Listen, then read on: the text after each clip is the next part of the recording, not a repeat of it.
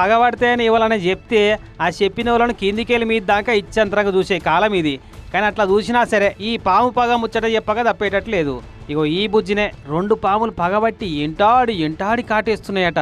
3 ఏళ్ల సంది ఇప్పటికి 9 మాటల కాటేసినాయట. ఇక మొన్న ఒక్క ఆగస్టు నెలలనే 6 మాటల కాటేసినాయి అంటే చూసుకోరు. ఇక పొల్ల పేరు రియా మౌర్య, ఉత్తరప్రదేశ్ రాష్ట్రం కౌశంబి జిల్లా బైన్సహాపార్ అనే ఊళ్ళో ఉండేగి రాజేంద్ర మౌర్య అనేట ఆయన బిడ్డనట. ఇగో ఇదే వీళ్ళ ఇల్లు చూడంగానే ఎన్ని పాములు ఉన్నాయో ఇలా అందుకే కరుస్తున్నట్టున్నాయో అనిపిస్తుంది ఎవ్వరికైనా. అది కూడా బరాబరే. కానీ ఇంట్లో ఉండే 4 ఇట్లా ఒక్కళ్ళనే కాటేసుడేంది? అది కూడా 9 మాటల ఒక్కళ్ళని ఎందుకు కాటేస్తున్నాయి? కతిమ 3 మనుషులు కనబడతలేరా? కాటేసేందుకు కాళ్ళు అనుకూలంగా పెడతలేరా అనేది చిత్రం అనిపిస్తుంది. ఈ పిల్లని పాము కాటేసుడు, ఈమె తండ్రి సర్కారు దవాఖాన గొంటబోవుడు, వాళ్ళుండి ఏదో మొక్కువాడిగా 2 సూదులు ఇచ్చి మీ పాప బ్రతకాలంటే వెంటనే ప్రైవేట్ హాస్పిటల్కు తీసుకెళ్ళండి అని ఉద్దర సలహా ఇచ్చుడు, పోగేసిన పైసలన్నీ పెట్టి ట్రీట్మెంట్ చేయించుడు కామన్ అయిందట ఈ తండ్రికి.